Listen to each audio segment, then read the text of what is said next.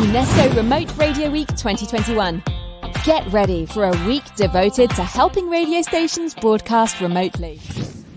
Bonjour à tous et bonjour à toutes, très content d'être parmi vous pour cette Remote Radio Week.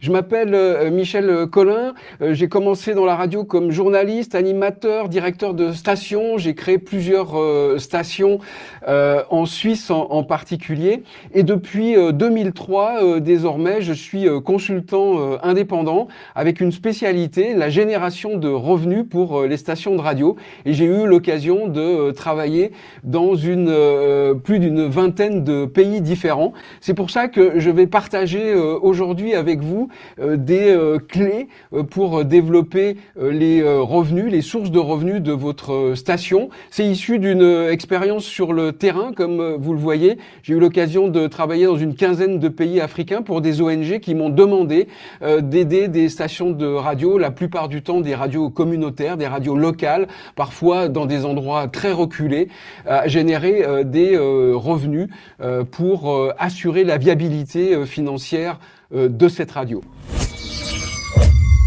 Et la première clé pour gagner de l'argent, eh bien, c'est d'éviter d'en perdre et d'en dépenser inutilement. Donc, d'abord, il faut que vous ayez un programme souverain. C'est vous qui décidez de ce que vous pouvez faire sur votre radio. C'est pas les annonceurs ou les partenaires qui vont venir avec de l'argent sur la table. Ensuite, il faut que vous ayez vraiment une gouvernance rigoureuse, que vous maîtrisiez parfaitement la gestion, les flux d'argent, les objectifs aussi que vous vous donnez en termes financiers, avec c'est la base, une grille de tarifs bien précise avec des unités bien définies pour éviter d'avoir des productions qui sont vendues et des spots qui sont trop longs. Donc définissez bien les unités. Une unité, par exemple, c'est 1 minute pour un spot ou 30 secondes, mais pas plus. Votre grille doit prévoir également aussi les conditions de remise ou les conditions financières particulières. Bien définir aussi les pages de publicité et bien contrôler ce qui est diffusé, ce qui ne l'est pas. Hein, ça, c'est important de garantir la diffusion. Et donc, bien contrôler les flux d'argent.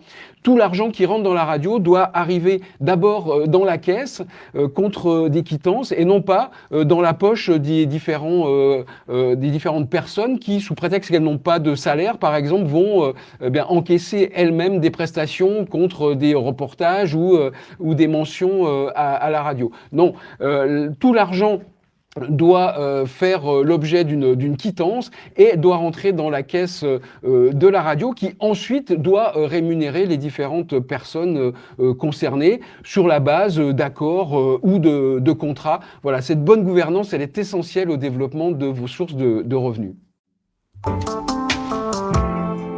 Ensuite, la deuxième clé, c'est de bien faire la différence entre l'information et la publicité, de bien distinguer les deux choses et de pas mélanger les genres en vendant trop de reportages qui seront diffusés dans vos journaux d'information, qui va créer de la confusion chez vos auditeurs.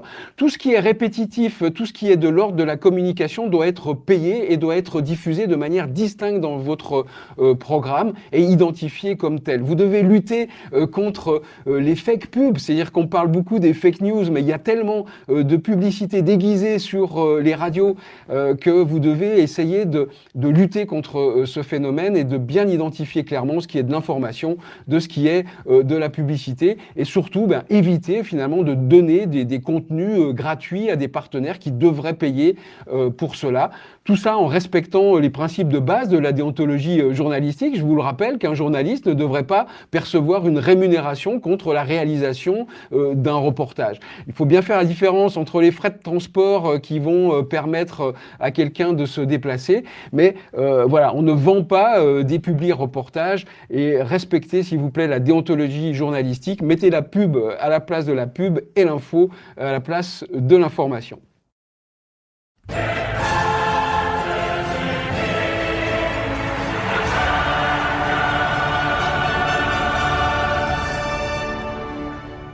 La troisième clé, c'est d'organiser votre équipe de marketeurs comme une équipe qui gagne. Vous ne pouvez pas avoir dans la radio que des journalistes, que des techniciens, que des animateurs. Vous devez aussi avoir une équipe de marketeurs qui vont aller chercher les marchés et qui sont vraiment bien structurés, avec une tactique, avec beaucoup de créativité à apporter aux partenaires. Et puis, comme toute équipe qui prétend à gagner des titres, eh bien, il faut que vous ayez un bon coach et de bons entraîneurs pour vous aider à travailler le mieux possible. Chacun doit avoir son poste et sa responsabilité, comme dans une équipe. Il y a un gardien pour défendre, des attaquants pour marquer des buts. Eh bien, voilà, les marketeurs sont là pour aller chercher les marchés et chacun doit avoir sa place. Il faut essayer d'éviter la polyvalence parce que trop de polyvalence, finalement, eh bien, tue l'efficacité du poste de chacun. Le manager est là pour stimuler toute l'équipe et l'objectif, c'est vraiment d'aller chercher les victoires et de ne pas attendre que les partenaires viennent à la radio avec leurs propositions. C'est sur le terrain que vous devez aller, vous devez aller chercher les victoires chez vos partenaires. La publicité classique, c'est la première source de revenus pour les stations de radio dans le monde entier. Donc, commencez par commercialiser avec un tarif des spots publicitaires, des communiqués de la part de vos auditeurs ou de la part de partenaires. Sponsoriser, trouver des sponsors pour chacune de vos émissions. Essayez de financer des projets, des émissions, des contenus, des séries de programmes avec des partenaires et en particulier avec des ONG. Vous pouvez aussi vendre des publi-reportages, pour autant qu'ils ne soient pas mélangés avec l'information dans les flashs d'infos. Vendez des délocalisations, des émissions en direct de votre radio à l'occasion d'événements. Ça fait aussi une animation pour un événement. La production audio, ça doit être une source de revenus. Tous les spots, tous les contenus que vous produisez doivent être vendus. Les identités sonores, c'est aussi des petits jingles qui vont permettre à vos clients, vos marques, vos partenaires d'être mieux identifiés. C'est vraiment la base de la communication. Comme on a un logo visuel, on doit avoir un logo sonore. Essayez de faire du placement de produits, c'est-à-dire souvent à travers des jeux pour promouvoir des articles, pour autant que ça soit bien identifié en tant que tel. Et puis aussi, vous pouvez gagner de l'argent en faisant des jeux sur SMS auxquels les auditeurs vont participer en payant une petite surtaxe et ça va vous permettre d'encaisser ces montants. Beaucoup d'autres ressources possibles du côté des dons. Ils tomberont pas du ciel tout seuls, il faut vous en occuper, il faut aller les chercher. Ces subventions, chez les bailleurs, il faut aussi développer le maximum de revenus et aller chercher des dons. Comme vous le voyez, en fait, les dons, ça marche mieux si le donateur sait à quoi va servir l'argent qu'il donne à la radio. Donc c'est vraiment des stratégies à mettre en place. Vous pouvez aussi générer avec des clubs d'auditeurs des revenus de la part de ces clubs d'auditeurs sous forme de cotisation, de membership. Vous pouvez organiser, comme on fait en Amérique, des galas de soutien pour récolter de l'argent, peut-être de la part de votre diaspora. Faire appel au financement participatif. Il y a plein de sites internet qui proposent ce genre de formule. Pour autant, encore une fois, qu'on sache à quoi on participe et à quoi l'argent que l'on donne va servir dans votre radio. Encore une fois, activez votre diaspora ou le mécénat, ce qui revient à peu près à la même chose.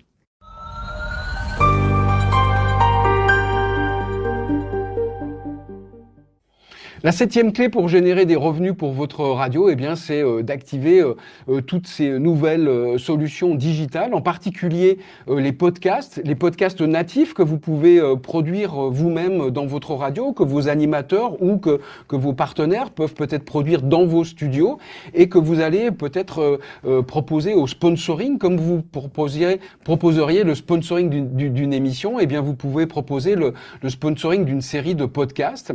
Les podcasts de marque, ce sont des podcasts que vous allez réaliser pour des entreprises, pour des partenaires. Par exemple, développer un programme pour une ONG sous la forme d'épisodes qu'on va pouvoir retrouver aussi sur Internet en replay. Ça peut être des podcasts de communication interne pour des grandes structures qui veulent s'adresser à leur personnel, à leurs équipes, non seulement sous forme traditionnelle, mais en envoyant par exemple une newsletter audio ou en faisant de la formation à travers des podcasts audio. Et là, vous allez vendre la conception, la production, la distribution sur les différentes plateformes de podcasts et évidemment la promotion de ces podcasts. Du côté de l'audio digital, vous pouvez aussi, si votre radio est diffusée en streaming sur Internet, eh bien vendre des spots qui vont intervenir avant, pendant ou après le programme. On appelle ça des pré-rolls, des mid-rolls ou des post-rolls. Et puis si vous êtes avancé en termes de technologie, vous pouvez également proposer de la vente audio programmatique, c'est-à-dire utiliser des plateformes comme Target Spot ou AdsWiz pour vendre de la publicité pour vos partenaires, une publicité qui va être diffusée sur de l'audio digital dans des localisations que vous aurez définies et qui va vous permettre de toucher des gens qui écoutent des plateformes de musique ou qui écoutent toutes sortes de radios sur Internet.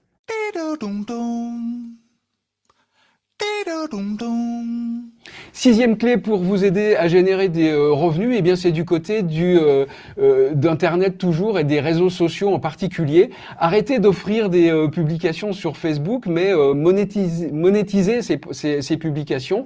Vendez chaque publication Facebook, qui peuvent être aussi des concours timeline, qui vont vous permettre aussi d'augmenter votre communauté de fans. Évidemment, vendez des vidéos qui seront diffusées sur Facebook, mais sur d'autres réseaux sociaux, sur Internet, sur YouTube également. Vous pouvez vendre de la publicité native, on va dire des publi-reportages sur le site web de la radio sous forme d'articles ou là aussi de vidéos.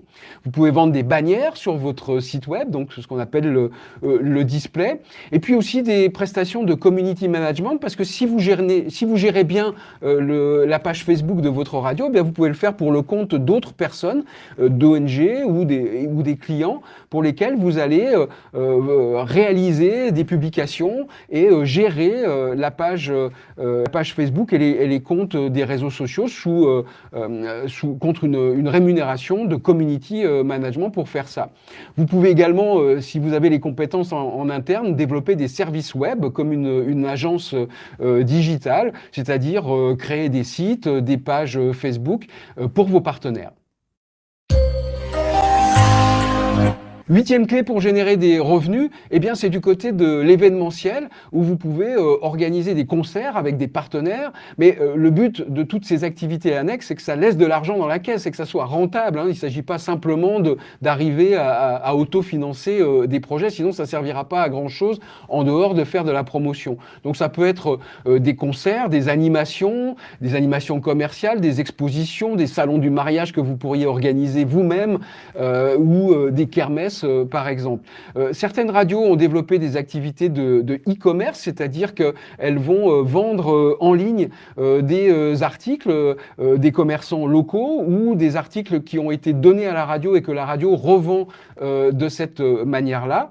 Beaucoup de radios depuis longtemps, des radios communautaires louent du matériel, ça peut être des chaises, des sonorisations pour des événements, des mariages. Ça peut être aussi de la restauration ou un bar attenant à la radio, de l'élevage, de la pisciculture, de l'agriculture qui peut générer des revenus.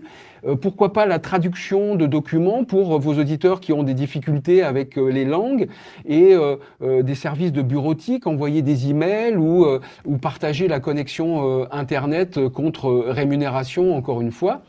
Et puis vous pouvez aussi vendre de l'éducation média à des partenaires qui vont financer des actions que vous allez réaliser peut-être dans les écoles pour apprendre aux enfants à mieux recevoir les médias, faire la différence entre la vérité et les fake news, tout ça sous forme de formation. Et puis enfin, si vous avez la place, si vous avez un plateau télé ou de la place pour accueillir du monde, vous pouvez enregistrer comme des émissions de télévision avec des partenaires partenaires qui vont peut-être réaliser une réunion ou une conférence interne, et c'est une prestation que vous allez réaliser vous-même, qui peut être aussi du média training, où vous allez apprendre à des politiques ou à des partenaires à s'exprimer face aux médias, et c'est une formation qui mérite rémunération. Et la dernière clé pour vous aider à développer des revenus pour votre station de radio communautaire, c'est de vous comporter vraiment comme des experts médias. C'est vous qui devez aider vos partenaires à communiquer de la bonne manière. Donc, ne pas forcément prendre tel quel tout ce qu'on vous demande de faire, mais y mettre votre grain de sel, vos propres conseils marketing, tout ça avec une très bonne préparation. Toujours venir avec des idées de messages, des idées de stratégie, des idées de dispositifs. Encore une fois, c'est vous, les professionnels de la communication audio, c'est vous qui devez donner des idées à vos différents partenaires. Vous pouvez maintenant aussi vendre des campagnes plus structurées, des campagnes cross-média, si vous êtes en mesure effectivement de mettre de la radio, des réseaux sociaux, des jeux, de la vidéo, des événements, de l'animation sur le terrain. Tout ça peut vous permettre de vendre des opérations complète à vos différents partenaires. Et puis, il est important d'être en mesure aussi de faire un reporting de chaque opération, de bien démontrer à vos clients et à vos partenaires ce qui a été fait, comment ça a été fait, quels résultats ont été obtenus, et de leur laisser des justificatifs. Et puis, le travail du marketeur est terminé quand l'argent est rentré dans la caisse, donc il ne faut pas oublier d'aller effectuer du recouvrement. Puis enfin, globalement, vous devez avoir un service irréprochable qui vous permet effectivement de peut-être même d'augmenter le prix de vos prestations compte tenu de la qualité de celles-ci. On récapitule les différentes solutions pour générer des revenus pour votre station. C'est d'abord de bien structurer votre gouvernance, de bien maîtriser les flux d'argent, que l'argent rentre dans la caisse et que tout ça corresponde à des tarifs qui sont précis et transparents. Distinguez bien l'information de la publicité pour éviter le mélange des genres et de bien vendre ce qui doit être vendu, avec une équipe de marketeurs déterminés à aller gagner, à aller chercher des marchés et non pas attendre à la radio que l'argent arrive toute seule.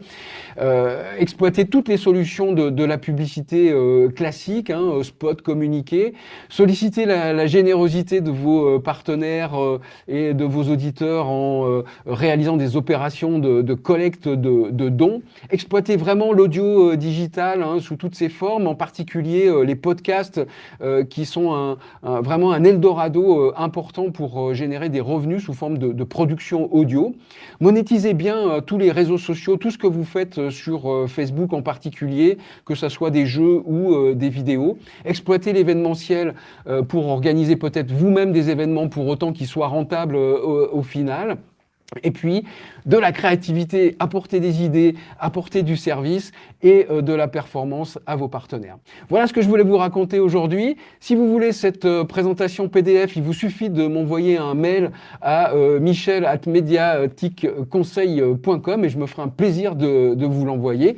Et puis maintenant, je vous remercie de votre attention et à vous les questions. Ouvrons le débat si vous avez des questions sur ces différents points. Michel travaille depuis une quinzaine d'années maintenant pour plusieurs ONG, notamment la Fondation Hirondelle, dont on a parlé tout à l'heure, Free Press également, Internews. Il est sur le terrain régulièrement en Afrique. Michel, même dans les zones les plus reculées de la planète, il est possible aujourd'hui de concrétiser ces quelques pistes. Il y en a 9. Il y en aurait beaucoup d'autres, j'imagine, mais ce sont les 9 principales, si j'ose dire. Il est possible donc dans des zones très éloignées des pôles urbains, des zones très reculées, des territoires éloignés, de mettre en place ce genre de dispositif. Est-ce que ça fonctionne vite et bien ? Alors oui, je vais te dire oui. J'ai eu l'occasion d'aller vraiment dans des endroits vraiment très reculés. Ça peut être au Tchad, près de la frontière du Darfour, dans le Sahel, où on voit que du sable et pas grand-chose. Et effectivement, même dans ces endroits-là, on a été capable de générer des revenus auprès des marchands touaregs qui venaient faire des marchés une fois par semaine. Et quand on leur explique le principe de la publicité publicité et du message qu'on va diffuser la veille du jour de marché pour attirer l'attention sur leur activité, eh bien, ils se rendent compte que ça fonctionne. Et puis, le voisin qui voit que le commerçant d'à côté fait des affaires parce qu'il a fait un spot à la radio, eh ben, il est engagé à faire la même chose. Et puis, bien souvent, quand on a démarré quelque chose comme ça, eh bien, ça suit son chemin et ça fait boule de neige, hein. Alors Michel, le grand changement de cette dernière décennie, c'est cette publicité traditionnelle, j'ai envie de dire, qui est un peu supplantée par les nouveaux médias, par de nouveaux outils. Est-ce que la pub traditionnelle est has-been ou est-ce qu'elle a encore toujours de beaux jours devant elle?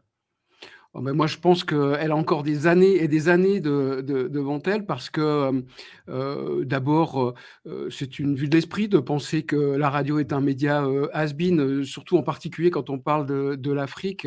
La radio, elle est partout où beaucoup d'autres médias, ne sont pas là et sont encore pas près d'arriver. Donc, je comprends pas comment on peut évoquer même l'idée que la radio soit has-been, dans le monde entier et en particulier sur le continent, africain. Maintenant, tous les développements digitaux dont on parle, c'est bien. Il faut pas oublier un problème, de base, hein, c'est la connexion, c'est l'électricité. Le problème de base de la grande majorité des radios communautaires en Afrique, c'est d'avoir de l'énergie pour, faire tourner l'émetteur et alimenter les studios. Ça, c'est vraiment la question de base et la première partie, le premier investissement, tout l'argent qui est récolté, il sert à acheter de l'essence, quoi. C'est hallucinant, mais de l'essence ou autre chose, mais pour faire tourner. Donc déjà, il faut de l'énergie. Ensuite, il faut une connexion, ce qui est pas gagné. On l'a vu malheureusement avec certains intervenants, c'est pas facile, même si on est on a réuni toutes les conditions. Donc le digital va se développer, mais c'est vraiment lié à cet apport d'énergie et à la qualité de ces connexions qui évoluent certes en Afrique, mais même si on a des téléphones portables partout, maintenant, on n'a pas toujours la connexion qui nous permet de réaliser vraiment du direct ou de faire une visio. On le voit très bien, on est vite limité. Mais tout ça va se développer en fonction effectivement des développements technologiques des différents pays. Michel, c'est intéressant de l'avoir rappelé, mais l'ADN de tout ça, c'est une bonne gouvernance et on l'oublie trop souvent. Lorsque la bonne gouvernance ne s'est pas concrétisée au sommet d'une station, il est beaucoup plus compliqué de vendre de l'espace publicitaire. Bah, oui, et puis certains des intervenants d'aujourd'hui l'ont souligné. Et bien souvent, c'est quelque chose que je mets en avant quand on me demande d'intervenir dans une radio, c'est de dire d'abord expliquez-moi comment vous êtes organisé, qui fait quoi, qui gère quoi, où va l'argent. Et on se rend compte que c'est souvent un peu le panier percé, quoi, parce que l'argent part un peu dans tous les sens et forcément à la fin il n'y a plus rien dans la caisse. Donc la gouvernance, c'est quand même un des problèmes majeurs et c'est le premier problème avant de vouloir envisager de générer des sources de revenus quelles qu'elles soient, quoi. Il faut déjà, comme je le disais dans la présentation, arrêter de dépenser ou bien canaliser l'argent. Malheureusement, dans beaucoup de stations communautaires, les personnels ne sont pas payés, ne sont pas rémunérés. Et il y a très très peu de salaires et les quelques salaires sont très faibles. Donc il s'est un peu institutionnalisé dans beaucoup de pays subsahariens en particulier, un principe qui veut que puisque le journaliste n'est pas payé, c'est lui-même qui va vendre un peu son reportage et qui va encaisser la petite enveloppe. Et puis ce système-là, il est mauvais parce que finalement le journaliste va naturellement, on ne peut pas lui reprocher, hein, il va encaisser de l'argent et puis l'argent, il n'y a rien qui rentre dans la caisse et tout ça, ça ne fait pas avancer les choses. C'est un espèce de cercle vicieux dont il faut absolument sortir et on y arrive. Hein, il y a beaucoup de radios avec lesquelles on travaille qui arrivent à mettre en place cette gouvernance stricte, rigoureuse, ce contrôle de l'argent et une fois que c'est mis en place, tout se passe bien. Le premier conseil, Michel, qu'on pourrait donner, c'est véritablement créer des métiers à part entière, un poste de commercial, par exemple, sans pour autant évoquer un poste de directeur commercial, mais du moins des managers qui seraient susceptibles d'aller vendre de l'espace, de proposer aussi des opérations. On l'a vu dans les 9 exemples qui ont été cités précédemment, il y avait de bonnes idées à mettre en place et nul doute qu'elles débaucheraient sur des contrats d'ailleurs complètement intéressants. Donc c'est aussi de créer des postes spécialement dédié à la commercialisation aujourd'hui? Mais oui, parce que moi, c'est toujours une question qui m'épate quand on se pose cette question-là. C'est parce que une radio, bien sûr qu'il faut des journalistes, bien sûr qu'il faut des animateurs, des techniciens, du matériel. Mais pour moi, s'il y a pas de gens qui sont en charge de la génération de revenus, comment voulez-vous faire tourner tout ça? C'est quand même le faible de beaucoup de radios associatives. On retrouve ce même phénomène dans les radios associatives où finalement tout le monde est omnubilé par ce qui se passe à l'antenne, le programme. Tout le monde veut aller causer dans le poste, comme on dit, et puis toutes les autres tâches administratives ou marketing ou commerciales, non, pas trop. Mais en fait, c'est le nerf de la guerre, quoi. Donc, quand je parle de cette équipe qui gagne, c'est une équipe dans laquelle, effectivement, il y a des journalistes, il y a des animateurs, il y a des techniciens, mais il y a aussi des marketeurs, comme on dit en Afrique, ou des commerciaux, si vous préférez. Et voilà, donc il faut développer cette activité-là, d'autant plus que c'est une activité qui, si elle est bien gérée, peut permettre à ces personnes-là de bien gagner leur vie. Donc, c'est vraiment très curieux d'avoir ce point faible. Puis après, effectivement, il faut que le manager de la station soit en mesure de contrôler tout ça, de superviser tout ça, d'organiser comme on le dit maintenant, des conférences marketing, parce que comme il y a des conférences de rédaction chaque semaine qui permettent de dispatcher un petit peu le travail et de dire toi tu vas aller voir un tel, tu vas lui demander ça et voilà, et on fait la même chose pour le marketing, et puis on dit au marketeur toi tu vas aller voir Frédéric Brulatour et tu vas lui proposer ça de telle et telle manière. Et en fait, ces conférences marketing là, elles marchent très très bien dans les radios, et elles permettent de donner cet élan pour aller chercher de l'argent. Michel Collin, merci beaucoup de Médiatique Conseil. À très bientôt, Michel. Merci. Je précise donc que si vous voulez recevoir le support PDF de cette présentation dans laquelle il y a plein d'idées, donc ça vous évite de Ton adresse mail, vous m'envoyez un mail à michelcollin@mediatiqueconseil.com et je vous enverrai tout ça avec beaucoup de plaisir. Voilà. Merci à vous et à bientôt. Bonne continuation. Merci Michel.